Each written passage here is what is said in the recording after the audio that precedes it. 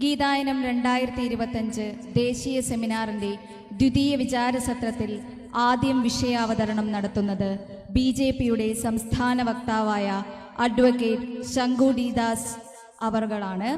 സാറിനെ വിനയപുരസരം ക്ഷണിച്ചുകൊള്ളുന്നു.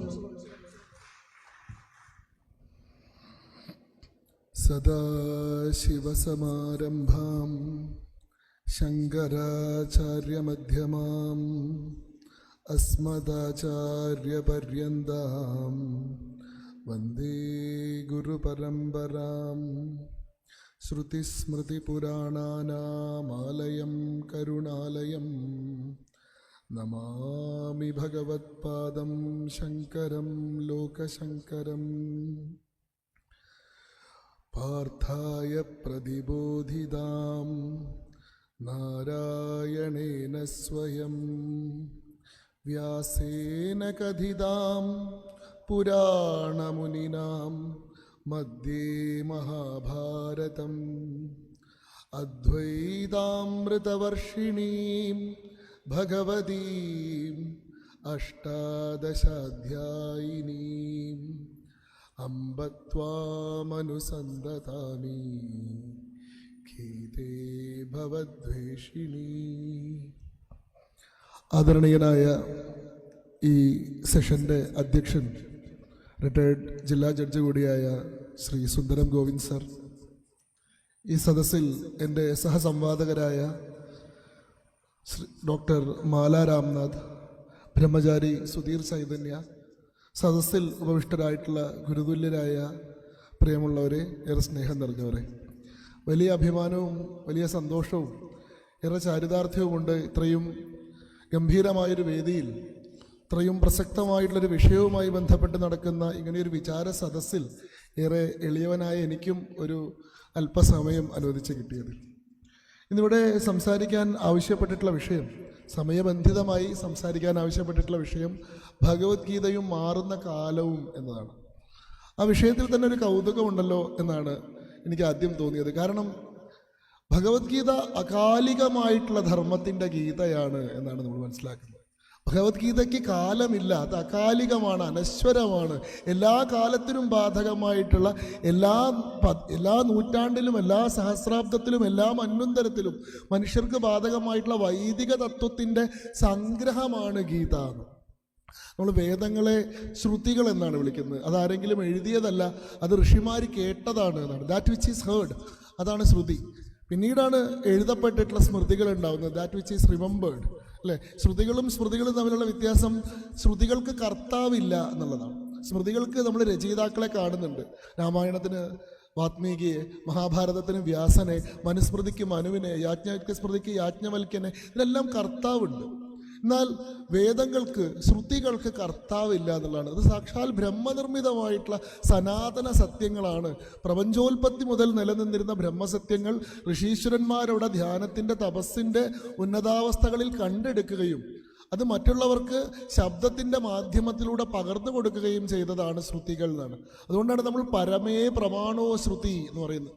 എന്താണ്? പരമമായിട്ടുള്ള പ്രമാണം ശ്രുതിയാണ്. കാരണം എന്താ? അത് മനുഷ്യനിർമ്മിതമല്ല, അത് സാക്ഷാൽ ബ്രഹ്മനിർമ്മിതമാണ്. അതുകൊണ്ടാണ് നമ്മൾ വേദങ്ങളെ അപൗരുഷേയങ്ങൾ എന്ന് വിളിക്കുന്നത്. ആ വൈദികമായിട്ടുള്ള തത്വത്തെ മഹാജനത്തിലേക്ക് സംവദിക്കാനാണ് ഇതിഹാസമുണ്ടായതെങ്കിൽ ആ ഇതിഹാസത്തിൻ്റെ മർമ്മപ്രധാനമായ ഭാഗത്ത് സാക്ഷാൽ ഈശ്വരൻ തന്നെ നമുക്ക് തരുന്ന ധർമ്മതത്വ ഉപദേശമായിട്ടാണ് ഗീത ഉണ്ടായിട്ടുള്ളത്. ഗീതയുടെ ഏറ്റവും മൗലികമായിട്ടുള്ള ഒരു കൗതുകം, അല്ലെങ്കിൽ ഗീതയുടെ ഏറ്റവും വലിയ പ്രാധാന്യം, മനുഷ്യൻ ഈശ്വരനിൽ നിന്ന് നേരിട്ട് കേൾക്കുന്ന ആദ്യത്തെ വാണി അതാണ്. മനുഷ്യനോട് ദൈവം നേരിട്ട് സംസാരിക്കുന്ന, ഇടനിലക്കാരില്ലാതെ, മധ്യസ്ഥന്മാരില്ലാതെ, മക്കളില്ലാതെ, പ്രവാചകന്മാരില്ലാതെ നേരിട്ട് മനുഷ്യനോട് ദൈവം സംസാരിക്കുകയാണ്. അവിടെ മധ്യവർത്തികളായിട്ട് ആരുമില്ല. തന്നെയുമല്ല, ആ മനുഷ്യനെ ഈശ്വരൻ കാണുന്നത് എങ്ങനെയാണ്? ആ മനുഷ്യനെ ഈശ്വരൻ കാണുന്നത് സുഹൃത്തായിട്ടാണ്, സഖാവായിട്ടാണ്. അല്ലാതെ പാപിയായിട്ടല്ല, പതിതനായിട്ടല്ല, അടിമയായിട്ടല്ല, ഒരേപോലെ തൻ്റെ തുല്യനായിട്ടുള്ള സുഹൃത്തായിട്ട്, സഖാവായിട്ട് പ്രേമപൂർവ്വം ഈശ്വരൻ സംവദിക്കുകയാണ്. മറ്റു ധർമ്മങ്ങളിൽ നിന്നെല്ലാം ഹിന്ദുധർമ്മത്തെ മാറ്റി നിർത്തുന്ന ഒരു ഘടകം ഈ ഈശ്വരന് മനുഷ്യനോടുള്ള മനോഭാവമാണെന്ന് തോന്നിയിട്ടുണ്ട്. ശൃണ്വന്തു വിശ്വം അമൃതസ്യ പുത്ര, ഓ ചിൽഡ്രൻ ഓഫ് ഇമ്മോർട്ടാലിറ്റി ലിസൺ. അമരത്വത്തിൻ്റെ സന്താനങ്ങളെ നിങ്ങൾ കേൾക്കൂ എന്നാണ് പറയുന്നത്. അത്രയും പ്രേമപൂർവമാണ്. നാളെ ഈശ്വരനായി പരിണമിക്കാൻ തന്നെ ശേഷിയുള്ള ദൈവികതയുടെ വിത്തുകളാണ് ഓരോ മനുഷ്യൻ്റെ രൂപവും എന്ന ബോധത്തിൽ നിന്നാണ് ഈ സംവാദം ഉണ്ടാകുന്നത്. അത് എല്ലാ കാലത്തേക്കുമുള്ള സംവാദമാണ്. യഥാർത്ഥത്തിൽ അർജുനന്റെ സന്ദേഹം മഹാഭാരതത്തിന്റെ ധർമ്മഭൂമിയിൽ നിൽക്കുമ്പോൾ അർജുനന് തോന്നുന്ന ആ ധർമ്മസങ്കടം, അത് അർജുനന്റെ മാത്രം സങ്കടമല്ല, അത് ഓരോ മനുഷ്യന്റെയും സങ്കടമാണ്. നാം ഓരോരുത്തരും ഇന്നും നേരിടുന്ന ചോദ്യമാണത്. അധക്കേന പ്രയുക്തോയം പാപം ചരതി പൂരുഷ അനച്ഛന്നഭിവാർഷ്ണേയ ബലാദിവ നിയോജിത. ആഗ്രഹിക്കുന്നില്ലെങ്കിലും ബലമായി നിയോഗിക്കപ്പെട്ടവനെ പോലെ ഈ മനുഷ്യൻ പാപങ്ങൾ തന്നെ ചെയ്തു പോകുന്നത് എന്തുകൊണ്ട്? ഞാൻ ചെയ്യാൻ ആഗ്രഹിക്കുന്നതല്ലല്ലോ ഞാൻ ചെയ്യുന്നത്. ഞാൻ ഇങ്ങനെയൊന്നും അല്ലല്ലോ ആവണമെന്ന് ആഗ്രഹിച്ചിരുന്നത്. ഞാൻ നയിക്കാൻ ആഗ്രഹിക്കുന്നൊരു ജീവിതമല്ലല്ലോ ഞാൻ നയിക്കുന്നത്. ഞാൻ ഒരിക്കലും സങ്കല്പിക്കുക പോലും ചെയ്യാത്ത ഒരു വേഷമാണല്ലോ ഞാൻ കെട്ടിയാടുന്നത് എന്ന മനുഷ്യൻ്റെ ആദിമമായ ധർമ്മസങ്കടമാണ്. ഈ ഭൂമിയിലുള്ള നമ്മുടെ നിയോഗവും ഈ ഭൂമിയിലുള്ള നമ്മുടെ ആഗ്രഹവും തമ്മിലുള്ള സംഘർഷമാണ്. അത് അർജുനനിൽ ആരംഭിക്കുന്നതല്ല. ഗീതയിൽ ഭഗവാൻ തന്നെ പറയുന്നുണ്ട്, ഇത് ഞാൻ ആദ്യമായി നിനക്ക് തരുന്ന ഉപദേശമല്ല, ഇത് ഞാൻ ആദ്യം സൂര്യഭഗവാനായിട്ടുള്ള വിവസ്വാന് കൊടുത്തതാണ്. ആ വിവസ്വാൻ അത് മനുവിന് കൊടുത്തതാണ്. ആ മനു അത് ഇക്ഷാകുവിന് കൊടുത്തതാണ്. അവിടെ നിന്ന് പിന്നീട് പരമ്പര മുറിഞ്ഞു പോയിട്ടുള്ളൊരു ധാരയാണ് ഞാൻ വീണ്ടും അർജുനന് തരുന്നത്. ആ അർജുനൻ ആ ധാര ഇന്നും നമ്മളിലൂടെ തുടർന്നുകൊണ്ടിരിക്കുകയാണ്. നമ്മൾ ഓരോരുത്തരും എല്ലാ കാലത്തേക്കും ബാധകമായിട്ടുള്ള അത്രയും കാലമുള്ള ധർമ്മത്തിൻ്റെ സംക്ഷിപ്ത രൂപമാണ് ഗീത. മനുഷ്യർക്ക് ഈ ഭൂമിയിലേക്ക് പിറന്നു വരുമ്പോൾ സ്വയം അർജുനന്മാരായിട്ടുള്ള നാം ഓരോരുത്തർക്കും എങ്ങനെയാണ് മുന്നോട്ട് പോകേണ്ടത് എന്ന് നമ്മളെ നിർദ്ദേശിക്കുന്ന ഒരു ഹാൻഡ് ബുക്കായിട്ട്, ഒരു ഗൈഡായിട്ടാണ് യഥാർത്ഥത്തിൽ ഗീത വർത്തിക്കുന്നത്. ഗീതയ്ക്ക് പുതിയ കാലത്തെന്നല്ല, ഗീതയ്ക്ക് എല്ലാ കാലത്തും അത് അകാലികമായിട്ടുള്ള ധർമ്മത്വത്തിൻ്റെ സങ്കല്പമായതുകൊണ്ട് തന്നെ എല്ലാ കാലത്തും വലിയ പ്രാധാന്യമുണ്ട്. ഒരുപക്ഷെ നമ്മൾ പുതിയ കാലം എന്ന് വിവക്ഷിക്കപ്പെടുന്ന ഈ പറയുന്ന ആധുനിക ജനാധിപത്യ മതേതര കാലത്തെയാണ് നമ്മളങ്ങനെ വിവക്ഷിക്കുന്നതെങ്കിൽ ഈ കാലത്തെ നിർമ്മിച്ചത് പോലും ഗീതയാണ് എന്ന് നമ്മൾ കാണുന്നുണ്ട്. ഏറ്റവും പ്രധാനമായിട്ടുള്ള സന്ദർഭം ഇന്ത്യൻ സ്വാതന്ത്ര്യ സമരം തന്നെയാണ്.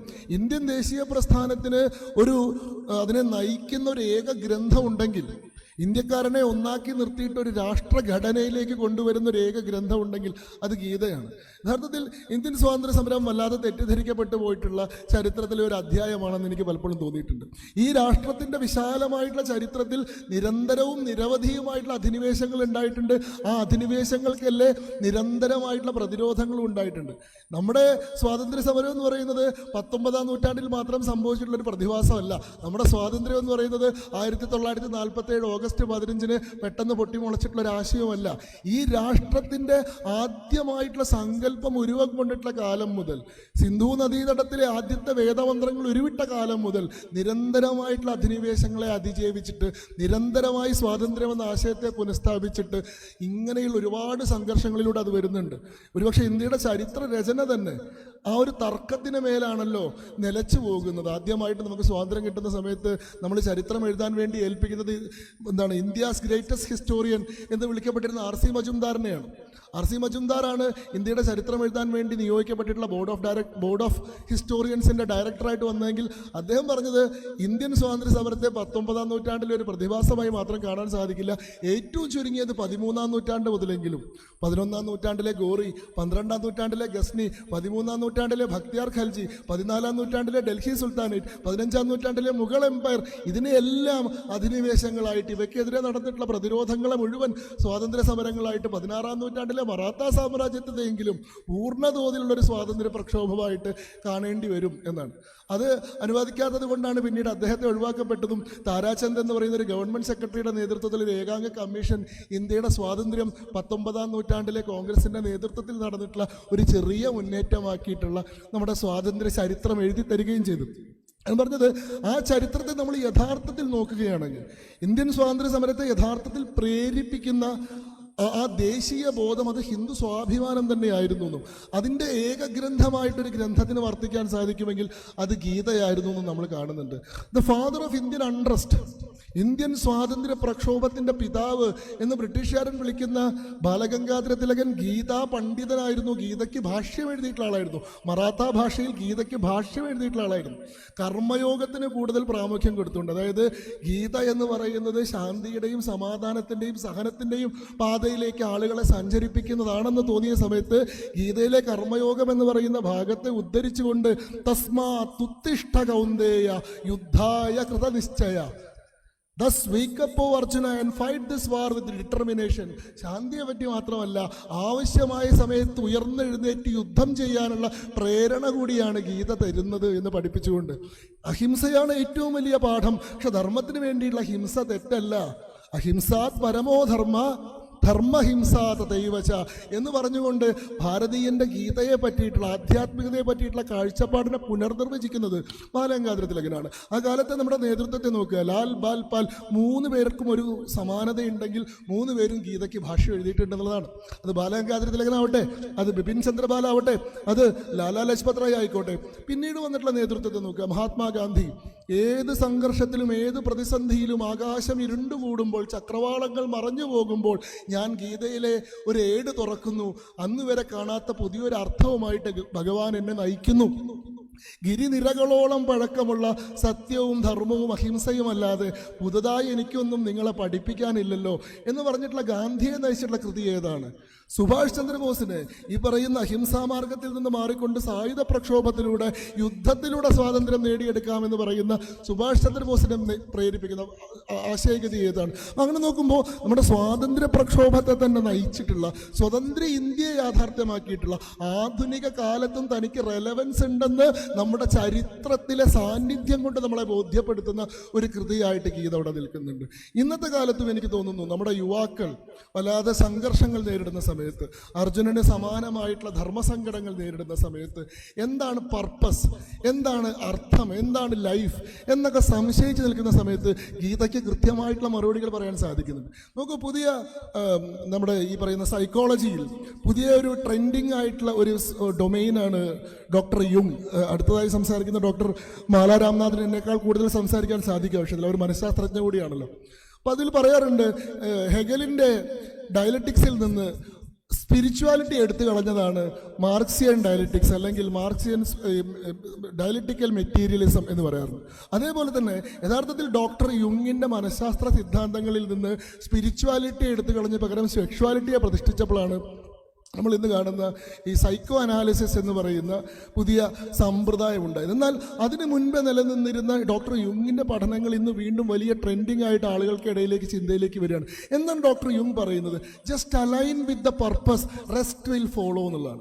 നിങ്ങൾ ഓരോരുത്തരുടെയും ദൗത്യം, നിങ്ങളെല്ലാവരും വളരെ യുണീക്കായിട്ടുള്ള, വളരെ വ്യത്യസ്തരായിട്ടുള്ള, തനതായ കാര്യങ്ങൾ ചെയ്യാൻ ശേഷിയുള്ള മനുഷ്യരാണ്. നിങ്ങളുടെ പർപ്പസ് എന്താണ്, നിങ്ങളുടെ ദൗത്യം എന്താണെന്ന് നിങ്ങൾ തിരിച്ചറിഞ്ഞു കഴിഞ്ഞാൽ, ആ പർപ്പസിനോട് നിങ്ങൾ അലൈൻ ചെയ്ത് കഴിഞ്ഞാൽ ബാക്കിയുള്ള കാര്യങ്ങൾ, നിങ്ങളുടെ യാത്ര സുഗമമാക്കുന്നത് പ്രപഞ്ചത്തിൻ്റെ ഒരു ദൗത്യമായി മാറുന്നു. Universe will start conspiring to help you achieve that എന്നുള്ളതാണ്. ഇവിടെ നോക്കൂ, സ്വധർമ്മത്തെ പറ്റിയിട്ടുള്ള ഗീതയുടെ സങ്കല്പം എന്താണ്? ഈ പറയുന്ന ധർമ്മസങ്കടത്തിൽ നിൽക്കുന്ന മനുഷ്യനോട് ഗീത പറയുന്നത് സ്വധർമ്മം ആചരിക്കുക. ആ കാര്യത്തിൽ സംശയം വേണ്ട. നിനക്ക് ചെയ്യാൻ കഴിവുള്ളത് ചിലപ്പോൾ മറ്റെന്തെങ്കിലും ആയിരിക്കും. അതല്ല, എന്താണോ ചെയ്യേണ്ടത് അത് മോശമായി ചെയ്യുന്നതാണ്. ചെയ്യേണ്ടതല്ലാത്ത പണി നന്നായി ചെയ്യുന്നതിനേക്കാൾ ശ്രേഷ്ഠം അല്ലേ? സ്വധർമ്മം നിധനേ ശ്രേയ പരധർമ്മോ ഭയാവഹ.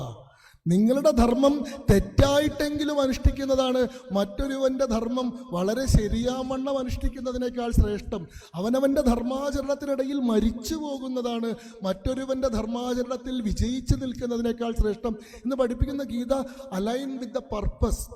എന്താണ് നാം ഓരോരുത്തരുടെയും നൈസർഗികമായിട്ടുള്ള ഗുണം? ആ ഗുണം നമ്മളിൽ സൃഷ്ടിച്ചിട്ടുള്ള ധർമ്മം എന്താണ്? ആ സ്വധർമ്മത്തെ തിരിച്ചറിഞ്ഞ് സ്വധർമ്മത്തിന് വേണ്ടി വർത്തിക്കാനുള്ള യഥാർത്ഥത്തിലുള്ള നിർദ്ദേശമാണ് തരുന്നത്. ഈ ഒരു സ്വധർമ്മത്തെ പറ്റിയിട്ടുള്ള ബോധമാണ് സംഘർഷങ്ങളെ ഇല്ലാതാക്കുന്നത്. ഈ പറയുന്ന കോൺഫ്ലിക്റ്റ് എന്ന് പറയുന്ന സാധനം, കാരണം ഞാൻ ചെയ്യേണ്ടത് ഇതാണോ എന്ന സംശയമാണ് യഥാർത്ഥത്തിൽ കോൺഫ്ലിക്റ്റുകൾ സൃഷ്ടിക്കുന്നത്. വളരെ കൃത്യമായി നമ്മുടെ നൈസർഗികമായിട്ടുള്ള ഗുണം, നമ്മുടെ ഇൻഡിവിജ്വാലിറ്റി എന്താണെന്ന് തിരിച്ചറിഞ്ഞു കഴിഞ്ഞാൽ, നമ്മുടെ ധർമ്മം എന്താണെന്ന് റിയലൈസ് ചെയ്ത് കഴിഞ്ഞാൽ ഈ സംഘർഷങ്ങൾ സ്വാഭാവികമായിട്ട് ഇല്ലാതാവുന്നു. നമ്മൾ ചെയ്യുന്ന പ്രവർത്തികളെല്ലാം അതിൻ്റെ ഫലത്തെ പറ്റി പോലും ചിന്തിക്കാതെ, ഭഗവത്ഗീതയുടെ ക്രക്സിനെ നമ്മൾ 4ആക്കി തിരിച്ചു കഴിഞ്ഞാൽ, ഭഗവത്ഗീതയുടെ 4 പ്രധാനമായിട്ടുള്ള തൂടുകൾ എന്ന് പറയുന്നത്, 1 സ്വധർമ്മം എന്ന സങ്കല്പമാണ്, 2 ആത്മൻ എന്ന സങ്കല്പമാണ്, 3 യോഗം എന്ന സങ്കല്പമാണ്, 4 ദിവ്യരൂപ ദർശനമാണ്. ഈ സ്വധർമ്മം എന്നൊരു സങ്കല്പത്തെ നമ്മൾ തിരിച്ചറിഞ്ഞു കഴിഞ്ഞാൽ പിന്നീട് നമ്മൾ അതിൽ ആത്മൻ എന്ന സങ്കല്പത്തിലേക്ക് പരിണമിക്കുകയാണ്. എന്താണ് സ്വധർമ്മം ആചരിക്കേണ്ടതിൻ്റെ ആവശ്യം? കാരണം ഇത് കേവലം ഒരു ശരീരമാണെന്നും ഈ ശരീരത്തിൻ്റെ ആവശ്യങ്ങൾ നിറവേറ്റുകയല്ല, ഈ ശരീരത്തെ വാഹനമാക്കിയിട്ടുള്ള നാശമില്ലാത്ത, അല്ലേ, നശിക്കാത്ത, തീയിൽപ്പെടാത്ത, കാറ്റിലുണങ്ങാത്ത, നൈനം ചിന്തതി ശസ്ത്രാണി നൈനം ദഹതി പാവക നാ ചൈനം ക്ലേദയന്ത്യാപോ നാ ശോഷയതി മാരുത. കാറ്റുണക്കാത്ത, തീ കരിക്കാത്ത, വെയിലുണക്കാത്ത ആ യഥാർത്ഥത്തിൽ നമ്മളിൽ വർത്തിക്കുന്ന ആത്മൻ, അതാണ് അനശ്വരമായിട്ടുള്ള സത്യം. ആ ആത്മൻ്റെ മോക്ഷത്തിന് വേണ്ടിയിട്ടാണ് നമ്മുടെ പ്രവർത്തനം മുഴുവൻ. ഇന്ന് തിരിച്ചറിയുമ്പോൾ നമ്മുടെ ഒരുപാട് ഭാരങ്ങൾ സ്വയമേവ അവിടെ ലഘൂകരിക്കപ്പെടുകയാണ്. ഈ ശരീരത്തിൻ്റെ വിഭ്രാന്തികൾക്കിടയിൽ നിന്നുകൊണ്ട് യഥാർത്ഥത്തിലുള്ള ദൗത്യം മറന്നുപോയിട്ടുള്ള മനുഷ്യന് ഇത് കേവലം ആവരണമാണെന്നും ഈ ആവരണത്തിനുള്ളിൽ തൻ്റെ ലക്ഷ്യസ്ഥാനത്തേക്ക് സഞ്ചരിക്കുന്ന ഒരാത്മനുണ്ടെന്നും ആ ആത്മൻ്റെ മോക്ഷമാണ് നമ്മുടെ പരമമായിട്ടുള്ള ദൗത്യം തിരിച്ചറിയുമ്പോൾ അത് യഥാർത്ഥത്തിൽ നമ്മളെ ജ്ഞാനം കൊണ്ട് വിമലീകരിക്കുന്ന ഒരു പ്രക്രിയയാണ്. ആ ആത്മനെ തിരിച്ചറിയാനുള്ള പദ്ധതികളും ഗീത ഉപദേശിക്കുന്നുണ്ട്. ഈ പദ്ധതികളെല്ലാം ഈ കാലഘട്ടത്തിലെ ഏറ്റവും കൃത്യമായിട്ടുള്ള സ്ട്രാറ്റജികളായി തന്നെ നമുക്ക് തിരിച്ചറിയാൻ കഴിയുന്നതാണ്. അതിൽ ആദ്യത്തേത് ജ്ഞാനയോഗമാണ്. ജ്ഞാനം കൊണ്ട് എങ്ങനെ അതിനെ തിരിച്ചറിയാം എന്ന് പറയുന്നൊരു പദ്ധതിയാണ്.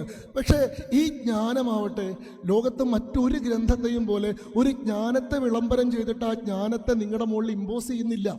ഏറ്റവും വലിയ അറിവ് തന്നിട്ട് ഈ അറിവിനെ പിന്തുടരേണ്ടത് നിന്റെ ബാധ്യതയാണ്. ഈ അറിവിനെ പിന്തുടർന്നില്ലെങ്കിൽ നിനക്ക് സർവനാശമാണ്. ഈ അറിവിനെ പിന്തുടർന്നില്ലെങ്കിൽ നീ നിത്യനരകത്തിലാണ് എന്ന് പറയുന്നില്ല. ഇതാ ഒരു അറിവ്, വേണമെങ്കിൽ പിന്തുടർന്നോളൂ, അല്ലേ? ഇതിതേ ധർമ്മമഖ്യാതം ഗുഹ്യം ഗുഹ്യതരം മയാത് വിമൃശ്യേ ഇതത്തശേഷേണ യഥാ ഇച്ഛസി തഥാ ഗുരു. എന്താ? Thus I have given to you the profoundest of all secret knowledge. Deliberate upon it fully and then do what you wish to do. നിനക്ക് ഈ ലോകത്തെ ഏറ്റവും ശ്രേഷ്ഠമായിട്ടുള്ള അറിവ് ഞാനിതാ തന്നിരിക്കുന്നു. അതിനെപ്പറ്റി നല്ലോണം ചിന്തിക്കുക, വിമർശന ബുദ്ധിയാൽ അതിനെ പരിശോധിക്കുക, എന്നിട്ട് നിനക്ക് ഇഷ്ടമുള്ളത് ചെയ്യുക. ആ അറിവിനെ തന്നെ നീ പിന്തുടർന്നോളുന്നില്ല. ഈ പറയുന്ന 18 അധ്യായങ്ങളുടെ ഗീത മുഴുവൻ പറഞ്ഞതിന് ശേഷം ഭഗവാൻ പറയാണ്, എല്ലാ ജ്ഞാനവും ഞാൻ നിനക്ക് തന്നിട്ടുണ്ട്, വേണമെങ്കിൽ എടുത്തോളൂ, ഇല്ലെങ്കിൽ എനിക്കൊരു അലോക്യമില്ല. ഇത്രയും ലിബറേറ്റിംഗ് ആയിട്ടുള്ളൊരു അറിവ്, നിങ്ങളുടെ മേലേക്ക് ഒന്നും ഇമ്പോസ് ചെയ്യാത്തൊരു അറിവ്, നിങ്ങളെ ആ വഴിയിൽ തന്നെ പോകാൻ നിർബന്ധിക്കാത്തൊരു അറിവ്, പിന്തുടർന്നില്ലെങ്കിൽ നിങ്ങളെ ശപിക്കാത്തൊരറിവ്, ആ അറിവിനെ തരുന്നുണ്ട്. ആ അറിവ് നിങ്ങൾക്ക് സാധ്യമല്ലെങ്കിൽ നിങ്ങൾക്ക് കർമ്മത്തിൻ്റെ മറ്റൊരു മാർഗം തരുന്നുണ്ട്. നിങ്ങൾക്ക് അറിവ് വേണ്ട, നിങ്ങൾ നിഷ്കാമ കർമ്മം ചെയ്യുക, അല്ലേ? ഫലം ഇച്ഛിക്കാതെ, ഈ പറയുന്ന ഫലത്തെ പറ്റിയിട്ടുള്ള ചിന്തയില്ലാതെ, ഇക്വാനിമിറ്റി എന്നുള്ളതാണ് ഗീത മുന്നോട്ട് വെക്കുന്ന മറ്റൊരു വലിയ ദർശനം. രണ്ടിനെയും തുല്യമായി കാണാനുള്ള ശേഷി. 2:18 മുതൽ 2:40 വരെയുള്ള ഭാഗങ്ങളൊക്കെ നമ്മൾ നോക്കുമ്പോൾ കാണുന്നതാണ്. ഇക്വാനിമിറ്റി എന്നത് ജയത്തെയും പരാജയത്തെയും ഒരുപോലെ കാണാനുള്ള ശേഷി. അതായത് നേടുന്നതും തോൽക്കുന്നതും ഒന്നാണെന്നുള്ള ബോധം, അല്ലേ? ഹത്വാവാ ഭോക്ഷസി സ്വർഗം ജിത്വാവാ ഭോക്ഷസേ മഹിം, അല്ലേ? അങ്ങനെയല്ലേ പറയുന്നത്? ജയിച്ചാൽ എന്താ? ജയിച്ചിട്ടുണ്ടെങ്കിൽ രാജ്യം ഭരിക്കാം, തോറ്റാ വീരന്മാർക്കുള്ള സ്വർഗത്തിൽ പോവാം. രണ്ടും പരാജയമല്ല. ഇങ്ങനെയുള്ള രണ്ടും ശ്രേയസ്കരമാണ് എന്നുള്ളൊരു ദർശനത്തെ മുന്നോട്ട് വെച്ച്, ഇക്വാനിമിറ്റിയുടെ ദർശനത്തെ മുന്നോട്ട് വെച്ചുകൊണ്ട് ഫലം ഇച്ഛിക്കാതെ, എന്താണ്, നിങ്ങൾക്ക് കർമ്മം ചെയ്യാനുള്ള അധികാരമേ ഉള്ളൂ, ആ കർമ്മത്തിൻ്റെ ഫലം അനുഭവിക്കാനുള്ള അധികാരം നിങ്ങൾക്കില്ല എന്ന് വളരെ കൃത്യമായി പറഞ്ഞു വെച്ചുകൊണ്ടൊരു കർമ്മത്തിൻ്റെ മാർഗം. ഇനി കർമ്മത്തിൻ്റെ മാർഗത്തിൽ നമുക്ക് സാധിക്കുന്നില്ലെങ്കിൽ നിങ്ങൾക്കെല്ലാം സമർപ്പിക്കാൻ ഒരു ഭക്തിയുടെ മാർഗത്തെ മുന്നോട്ട് വെക്കുന്നുണ്ട്.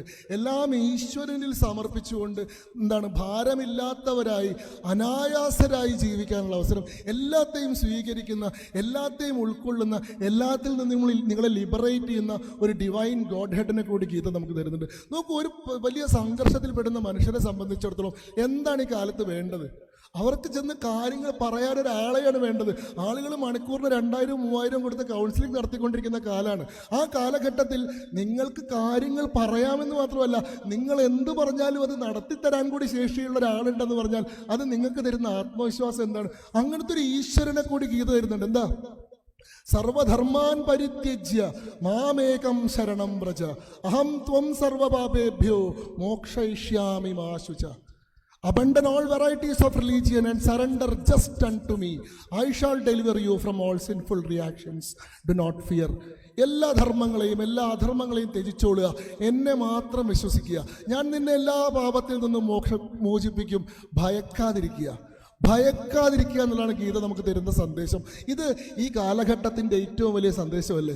ഈ കാലഘട്ടത്തിൽ സംഘർഷം അനുഭവിക്കുന്ന മനുഷ്യർക്ക് കൃഷ്ണനെ പോലെ ഒരാളുടെ ഈ പറയുന്ന ഉറപ്പ്, സഖ്യമല്ലാതെ എന്തൊരു ഉറപ്പാണ് തരുള്ളത്? അപ്പോൾ ഏറ്റവും കൃത്യമായിട്ടുള്ള ഈ കാലഘട്ടത്തിലെ മനുഷ്യർ നേരിടുന്ന പ്രശ്നങ്ങളെ എല്ലാ കാലത്തെയും പ്രശ്നങ്ങളായി തിരിച്ചറിഞ്ഞുകൊണ്ട് തന്നെ നമുക്ക് ആശ്രയിക്കാവുന്ന ഒരു സുഹൃത്തിനെ, നമുക്ക് അവലംബിക്കാവുന്ന ഒരു ഗൈഡിനെ, നമുക്ക് നിത്യേന പരിശോധിക്കാവുന്ന ഒരു ഡയറക്ടറെ തന്നുകൊണ്ടാണ് ഭഗവത്ഗീത മുന്നോട്ട് വയ്ക്കുന്നത്. ഇങ്ങനെ വ്യക്തിയുടെ ജീവിതത്തിൽ മാത്രമല്ല, സമാജത്തിൻ്റെ ജീവിതത്തിൽ എങ്ങനെയാണ് സോഷ്യൽ ഹാർമണി തുടങ്ങിയിട്ടുള്ള സങ്കല്പങ്ങൾ എങ്ങനെയാണ് വളരെ സുന്ദരമായിട്ട് ഗീത മുന്നോട്ട് വയ്ക്കുന്നത് എന്നുള്ളതുണ്ട്. എന്താണ് സമദർശനമാണ് യോഗം എന്നാണ് ഗീത പറയുന്നത്, അല്ലേ?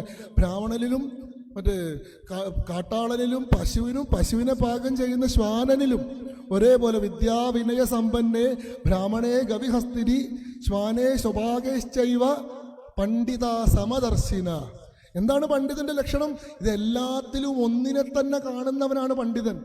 ഈ പറയുന്ന ആനയിലും, ഈ പറയുന്ന പശുവിലും, ഈ പറയുന്ന ബ്രാഹ്മണനിലും, ഈ പശുവിനെ പാകം ചെയ്യുന്ന ചണ്ടാളനിലും ഒക്കെ ഒരേ ബ്രഹ്മനെ കാണുന്നവനാണ് യഥാർത്ഥത്തിലുള്ള പണ്ഡിതൻ എന്ന് പറയുന്നുണ്ട്. അപ്പോൾ സോഷ്യൽ ഹാർമണിയുടെ, തുല്യതയുടെ വലിയ സന്ദേശം പറയുന്നുണ്ട്. യൂണിവേഴ്സലിസത്തിൻ്റെ സന്ദേശം ഗീത പറയുന്നുണ്ട്. ഭഗവത്ഗീതയുടെ 7-ാം അധ്യായം മുഴുവൻ അതാണ്. ജ്ഞാനവിജ്ഞാന യോഗം എന്ന് പറഞ്ഞു കഴിഞ്ഞാൽ എന്താണ്? യൂണിവേഴ്സലിസമാണ് പറയുന്നത്. ഈ യൂണിവേഴ്സ് മുഴുവൻ ഒരൊറ്റ ജയന്റ് ഫാമിലിയാണ്. ഇതൊന്നും വ്യത്യസ്തമല്ല. കാരണം എന്താ? ഭഗവാന്റെ ദിവ്യരൂപമായിട്ടുള്ള വിശ്വരൂപത്തിന്റെ നിരവധിയായിട്ടുള്ള അംഗങ്ങളാണ് ഈ പ്രപഞ്ചം മുഴുവൻ എന്നാ പറയുന്നത്. ഈശ്വരൻ എങ്ങനെ വ്യാപിച്ചതാണ് ഈ ലോകം മുഴുവൻ, ഈ വിശ്വം മുഴുവൻ. അപ്പോൾ അമേരിക്ക എങ്ങനെയാണ് നമുക്ക് അന്യരാകുന്നത്? ഭഗവാന്റെ കൈ നമുക്ക് വേറെയും ഭഗവാന്റെ കാല് നമുക്ക് അന്യരുമായി മാറുമോ? അപ്പോൾ അങ്ങനെ നമുക്ക് UAE എങ്ങനെയാണ് അന്യരാകുന്നത്? ഈ ലോകം മുഴുവൻ ഈശ്വരജാലം തന്നെയാണെന്ന് പറയുന്ന യൂണിവേഴ്സലിസത്തിന്റെ വലിയൊരു സന്ദേശം, സംഘർഷങ്ങൾ ഇല്ലാതാക്കാനുള്ള ശാന്തിയുടെ സന്ദേശം. എന്നാൽ ആവശ്യം വേണ്ടി വന്നു കഴിഞ്ഞാൽ സമാധാനം മാത്രം പറഞ്ഞുകൊണ്ടിരിക്കുന്നവർക്ക് എന്താ സംഭവിക്കുക? കരുതലില്ലാത്തവന്റെ ധനം നാണമില്ലാത്തവൻ കൊണ്ടുവന്ന്, അങ്ങനെ എന്തോ ഒരു ചൊല്ലുണ്ടല്ലോ, അല്ലേ? അപ്പോൾ യഥാർത്ഥത്തിൽ നിങ്ങൾക്ക് സമാധാനം വേണമെങ്കിൽ നിങ്ങൾക്ക് യുദ്ധോത്സുകരായിരിക്കണം, നിങ്ങൾ യുദ്ധത്തിന് തയ്യാറായിരിക്കണം.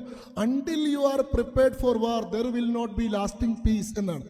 യഥാർത്ഥത്തിൽ നിങ്ങൾക്ക് സമാധാനം വേണമെങ്കിൽ സദാ യുദ്ധത്തിന് നിങ്ങൾ സന്നദ്ധരായിരിക്കണം. യുദ്ധമേ ചെയ്യില്ല എന്നൊരു നിലപാട് നിങ്ങൾ എടുത്തു കഴിഞ്ഞാൽ നിങ്ങൾക്ക് ഒരു കാലത്തും ശാന്തി ഉണ്ടാവില്ല എന്നുള്ള. അപ്പോൾ സദാ വേണ്ട ശാന്തി നിലനിർത്താൻ വേണ്ട ആ ധർമ്മോത്സുകതയുടെ, ആ യുദ്ധ സന്നദ്ധതയുടെ ഒരു സന്ദേശത്തെ പറയുന്നുണ്ട്.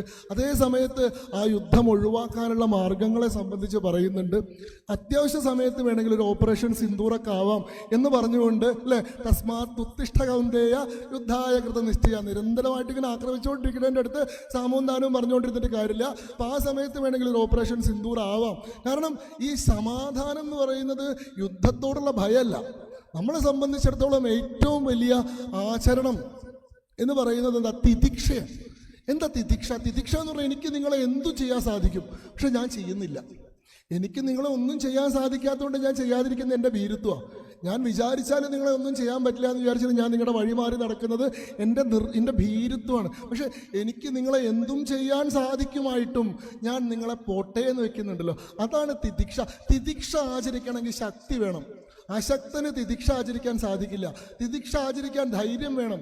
ഭീരുവിന് തിതിക്ഷ ആചരിക്കാൻ സാധിക്കില്ല. അപ്പോൾ തിതിക്ഷ ആചരിക്കാനുള്ള പദ്ധതിയാണ് ഗീത മുന്നോട്ട് വയ്ക്കുന്നത്. യഥാർത്ഥത്തിൽ കാലം മാറുന്നില്ല എന്നുള്ളതാണ് നമ്മുടെ സങ്കല്പം. ഈ കാലം മാറുന്നു എന്നുള്ളത് നമ്മുടെ ഒരു ഭ്രമമാണെന്നും ഈ മാറുന്നതൊന്നും സത്യമല്ല എന്നും, അല്ലേ? ബ്രഹ്മസത്യം ജഗന്മിഥ്യ ജീവോ ബ്രഹ്മൈവ നാപര. മാറുന്നതെല്ലാം മിഥ്യയാണ്, നിലനിൽക്കുന്നതാണ് സത്യം. ഈശ്വരൻ്റെ വാക്ക് എല്ലാ കാലത്തും അതുപോലെ നിലനിൽക്കുന്നുണ്ട്. കാലം ഇങ്ങനെ മാറിക്കൊണ്ടേയിരിക്കും. പക്ഷേ ഏത് സമയത്തും പെട്ടെന്ന് പോസ് വിളിച്ചിട്ട് നിങ്ങളൊരു വാചകം അതിലേക്ക് ഇട്ട് നോക്കൂ, അത് apt to the current times ആയിരിക്കും. ഏത് സമയത്തും ഏറ്റവും നിർണായകമായ, ഏറ്റവും റെലവൻ്റ് ആയിട്ടുള്ളതായിട്ടിരിക്കും. പക്ഷേ ഇത്രയും വലിയ വിജ്ഞാനം നമ്മുടെ കയ്യിലുണ്ടായിട്ടും നമ്മളത് ഉപയോഗിക്കാതിരുന്നു കഴിഞ്ഞാൽ നമുക്ക് നിവൃത്തിയൊന്നുമില്ല. ഭഗവാൻ നേരിട്ട് വന്ന് അവതരിച്ച് നമുക്ക് തന്നിട്ടുള്ളൊരു വാണി നമ്മുടെ കയ്യിലുണ്ട്. എടുത്ത് വായിച്ചു നോക്കാനുള്ള മനസ്സ് നമുക്കില്ലെങ്കിൽ വേറെ നിവൃത്തിയൊന്നുമില്ല. അപ്പോൾ യഥാർത്ഥത്തിൽ ഭഗവത്ഗീതയുടെ യഥാർത്ഥ ഗുണം അനുഭവിക്കണമെങ്കിൽ ഗീത തുറന്നു വായിക്കാനും ആ ഗീതയിലെ സന്ദേശങ്ങൾ ഉൾക്കൊള്ളാനും ഈ കാലഘട്ടത്തിലെ യുവാക്കൾ തയ്യാറാവണം. അങ്ങനെ യുവാക്കൾ തയ്യാറായാൽ അവർക്കുള്ള വാക്യങ്ങൾ നിശ്ചയമായും ഗീതയിലുണ്ട് എന്ന് മാത്രം സൂചിപ്പിച്ചുകൊണ്ട് ഞാൻ അവസാനിപ്പിക്കുകയാണ്. എല്ലാവർക്കും നന്ദി, നമസ്കാരം.